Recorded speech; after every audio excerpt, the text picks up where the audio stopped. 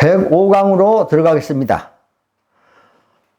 105강은 방금 말씀드린 것을 이어서 이렇게 말씀드리겠는데요.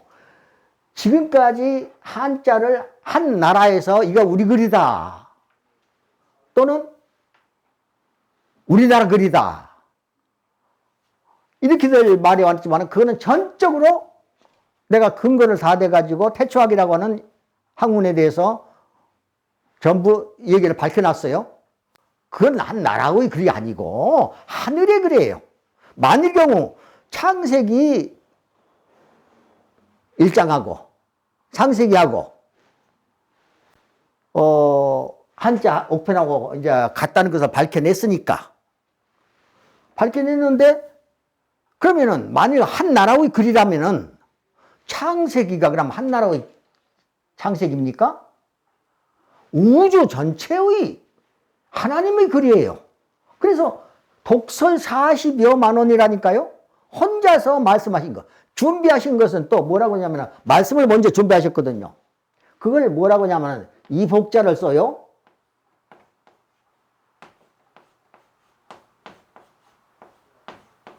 복, 온, 비.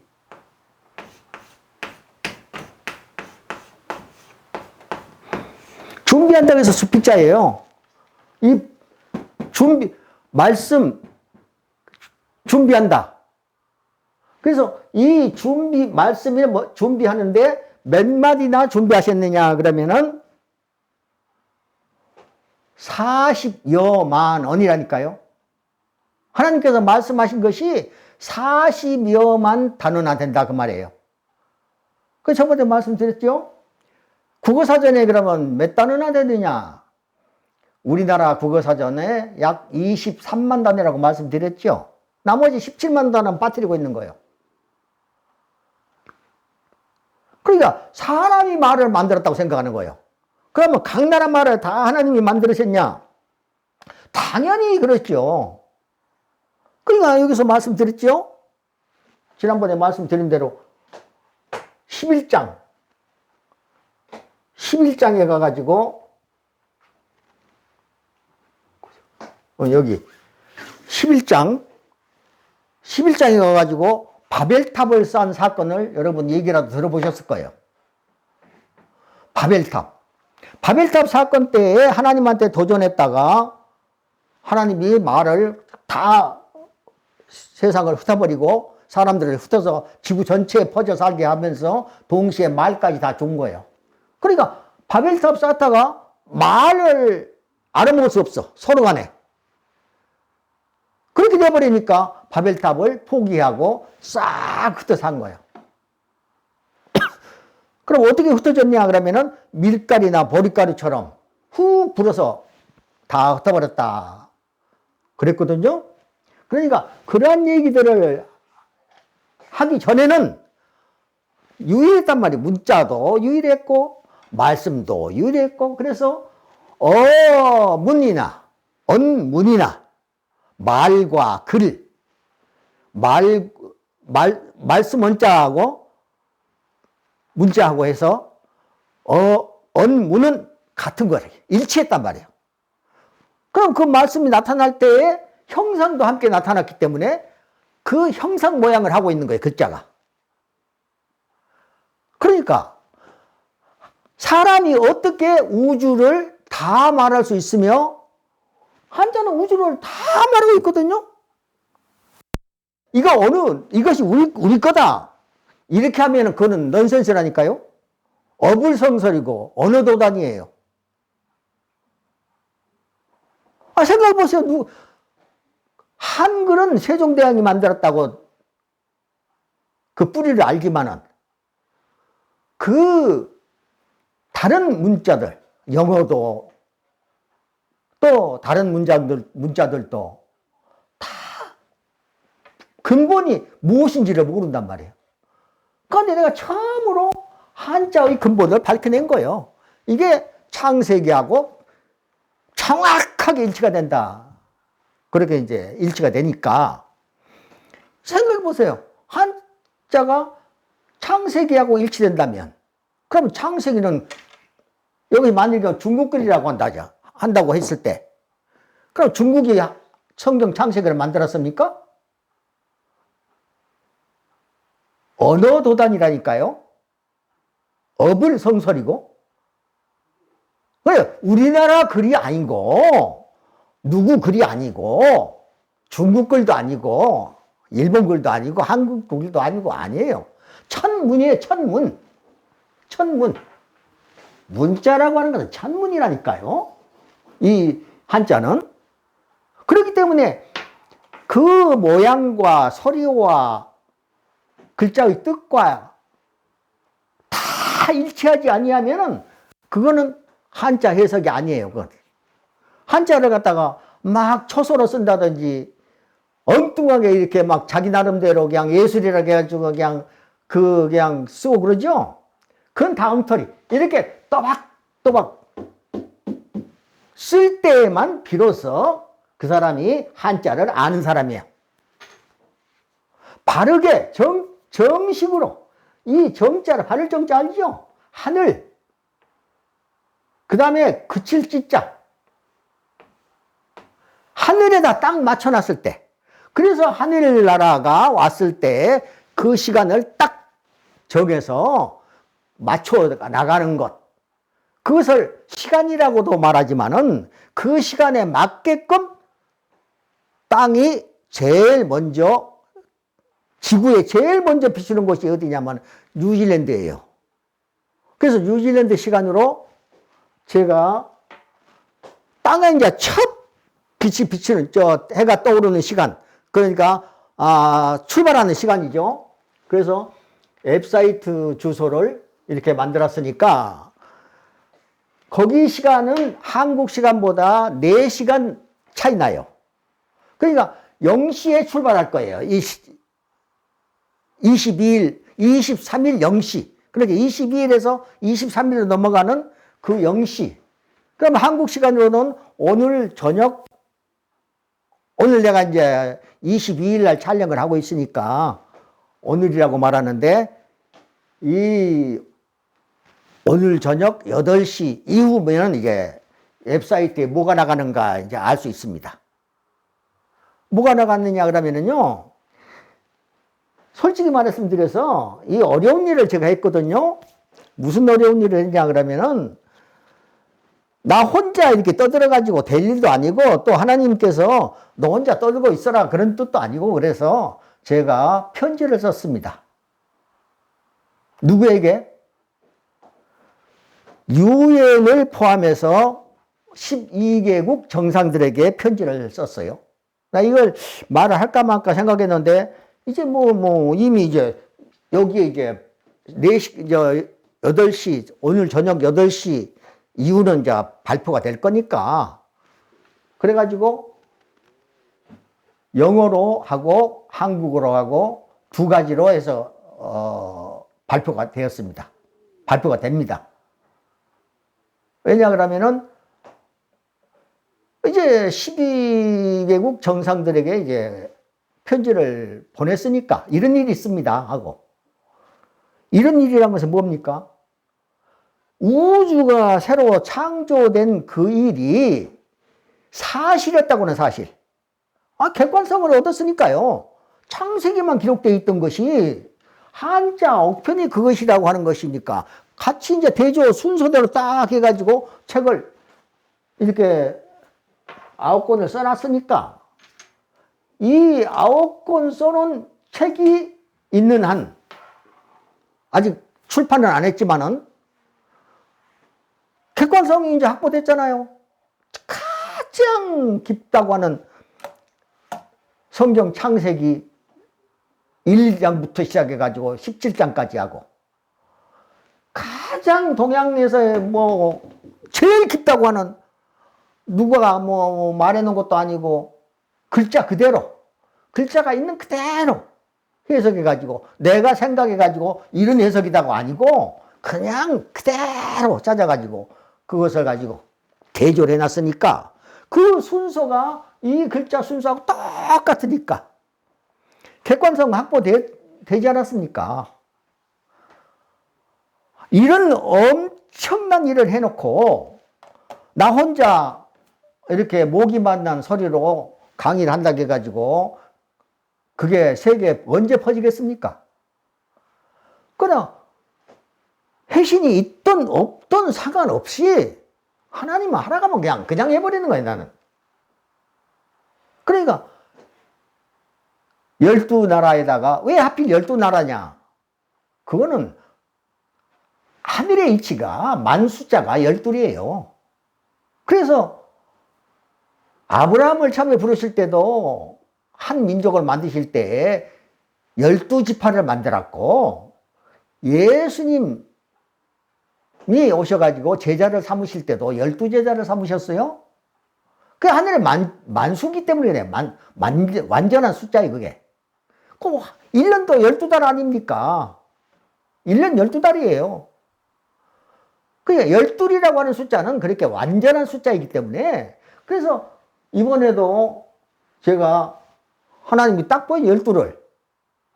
그래서 12나라에다가 정상들한테 편지를 써서 아마 출발했을 거예요, 지금. 발송을 했을 거예요. 그러면 그 해신이 있겠느냐 없겠느냐 그건 내가 모르죠. 그건 하나님이 알아서 하실 일이지 내가 하는 나는 어디까지나 심부름꾼이니까. 그러니까 12개 정상들에게 12개 나라의 정상들에게 편지를 보낸 것은 그러한 차원에서 12이 완전 숫자이기 때문에 12를 한 거예요. 그러니까 11개 나라하고 유엔까지 해서 12개. 그래서 제가 편지를 썼다니까요. 그래가지고 그 영어로 번역하기 위해서 뉴질랜드로 보낸 거예요. 뉴질랜드가 지구상의 첫 번째 해 뜨는 데거든요. 보냈어요. 거기 이제 막내 아들이 거기서 이제 사니까 네가 좀 번역 좀 해주라. 그렇게 해가지고 어려운 일을 시켰습니다. 그러니까 오늘 이제 한국 시간으로는 8시 이후에 오늘이 아니라 이제 104강 이후는 이제 볼 수 있어요. 12개 정상들한테 보낸 편지 내용을 영어로 보고 싶으면 영어로 보시고 저도 아직 안 봤습니다. 이 웹사이트로 들어가시면 볼 수 있도록 오늘 저녁 8시 오늘이 아니라 이제 22일 날 22일 이후 8시이면은 이 사이트에 들어가면은 이제 내용을 볼 수 있습니다. 그러니까 그 사실은 민간인 늙은이 하나가 세상적으로 생각하면 늙은이 하나가 한 나라도 아니고 우리나라도 아니고 12개 나라의 정상들한테 편지를 보낸다. 여러분 이해가 되십니까? 이해가 안 되죠. 저도 엄청 망설였습니다. 그런데 하나님 말씀은 망설여서도 안 되고 하라고 하면 정확히 알기만 하면 무조건 해야 되는 거예요. 그냥 그 다음 할 일은 그 다음에 일어날 일은 나도 모릅니다. 그러니까 지극히 일방적이죠. 하나님이 하라고 하면 하는 거니까. 그런데 하나님이 하라는 것은 반드시 무언가 열매를 맺는다는 거예요. 그 진실이라고 하는 진실. 실이 뭡니까? 열매 실자예요. 진리 그러면 그렇게 다스려지고 진리 그러면 다스려진다는 뜻이고 신실 그러면 열매가 맺는다 그런 뜻이니까. 그러니까 하나님 사람들은 하나님이 하시는 일이 금방 이렇게 눈으로 나타나지 않으니까 하나님이 없다고 말합니다. 그렇게 생각하기 쉬워요.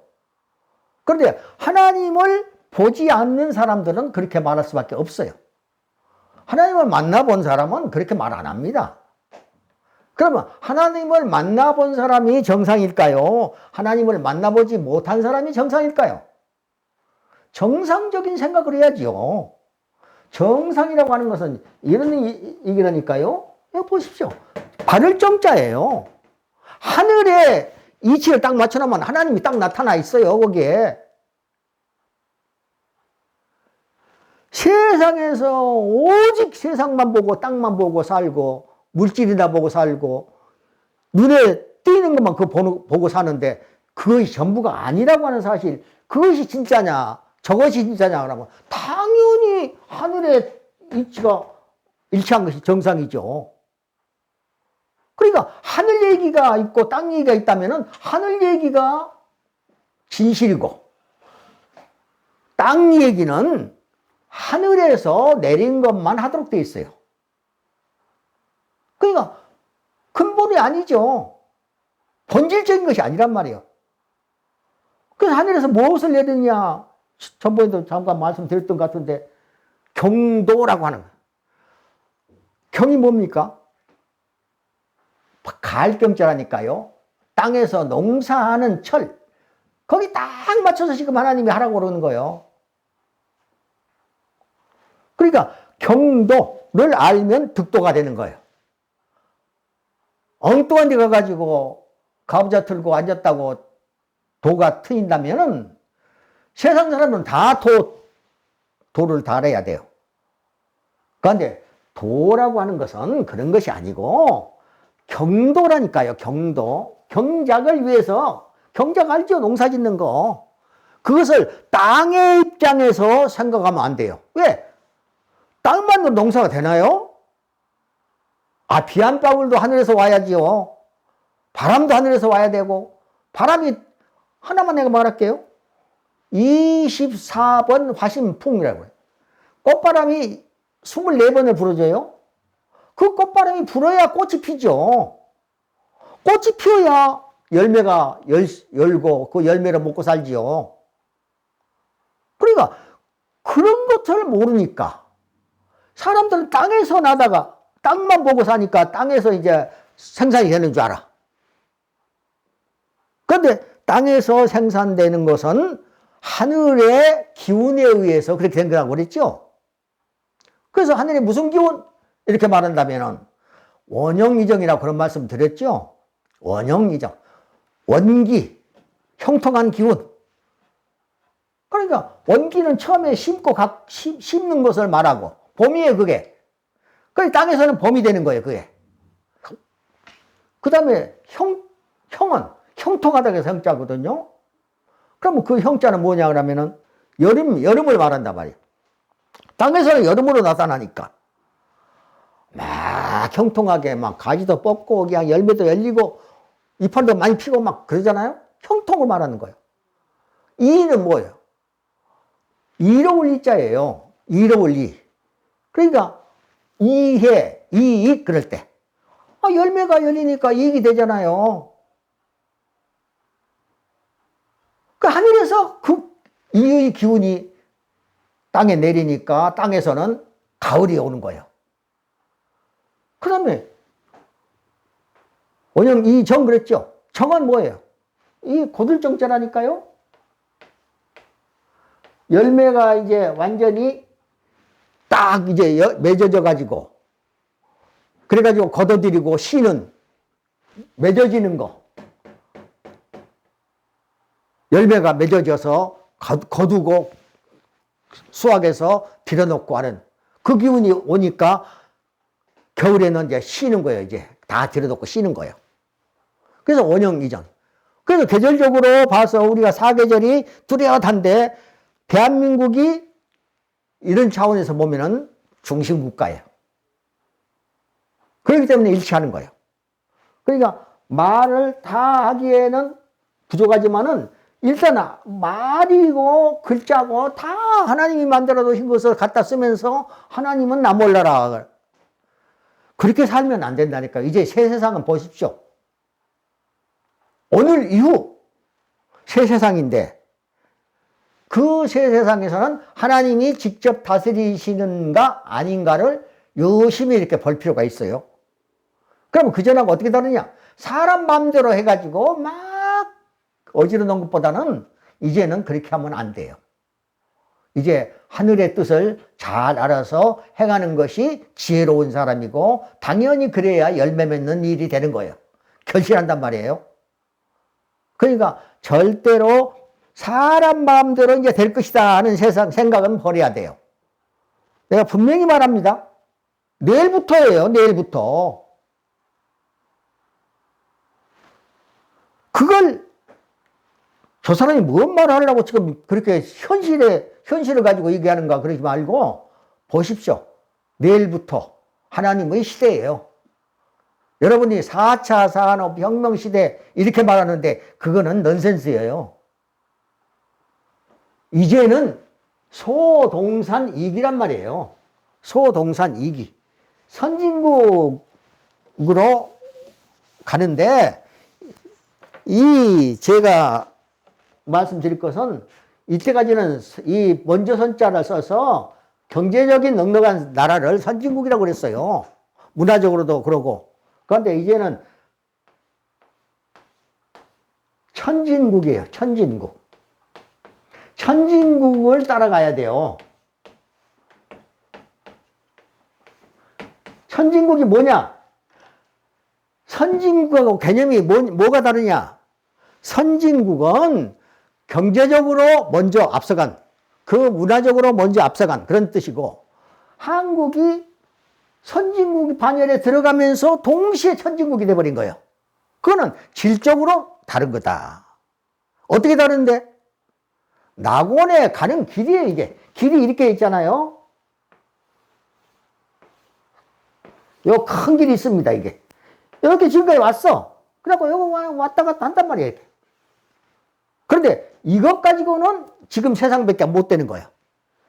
하늘나라로 가는 방향을 잘 잡아야 돼. 내 본대로, 보여주신 대로 내가 얘기하는 거니까. 천진국.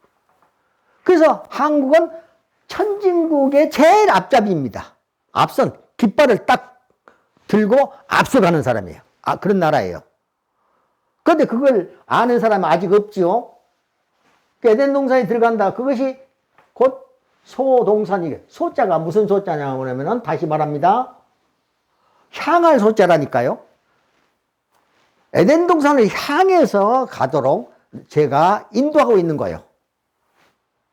그래서 소동산 이기. 자, 여기까지만 105강, 95강이 아니라 105강으로 하겠습니다. 감사합니다.